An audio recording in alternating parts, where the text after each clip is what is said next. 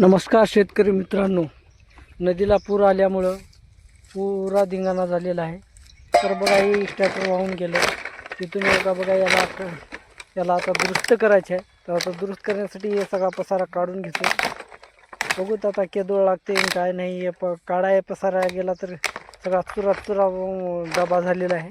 त्या डब्याची तर अशी वाट लागली. नदीचं पूर कमीत कमी बघा 40-50 फूट उंच गेलेलं आहे या डब्याहून.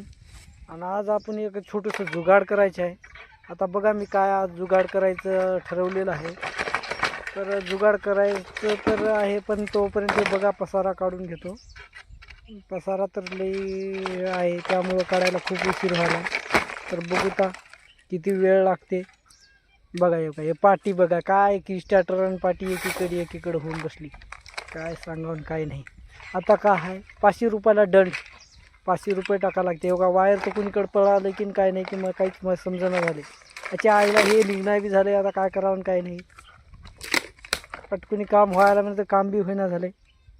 हे का हे बा आता हे काय इकडी कॅमेरा कुणीकडे गेला की काय नाही की चला जाऊ दे, मला काम करून घेतो. दिसलं तर बघा, न दिसलं तर बघत राहा. बघा एवढा निघाले. पुढचं काम बघूत आता. हे स्टार्टर बघा, आता स्टार्टर काढून दाखवतो तुम्हाला.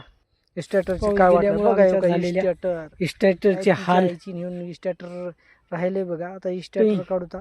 एवढा जांबाचे झाड तर सगळे गेले, मोटर गेले. मोटर बसली बघ कशी तरी बसली. स्टार्टर बघूत आता. स्टार्टर काढून धुवून साफसफाई करावं लागेल.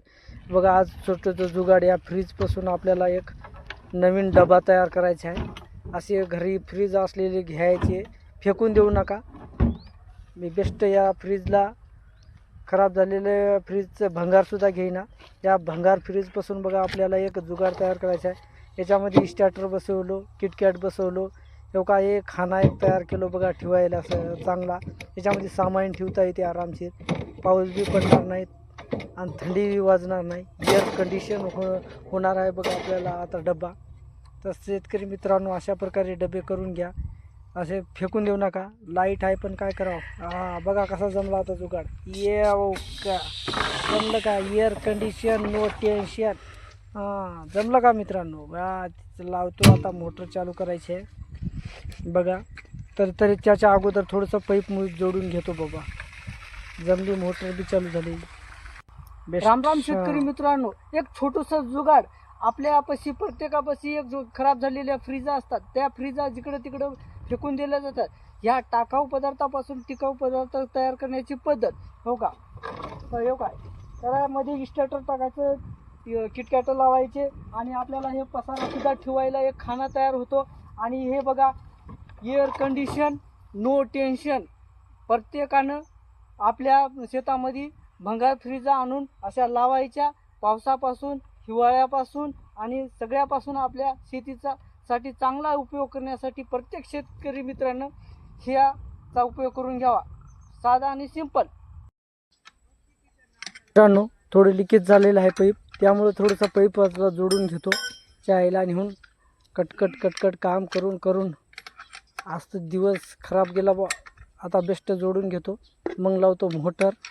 आता झाली मोटर बस फिट झाले. आता चला पाईप जोडून घेतो पट. आईला नेऊन एक पाईप या कोसाला, एक पाईप त्या कोसाला आहे. आता सगळे पाईप जोडून पिंकर लावायचं.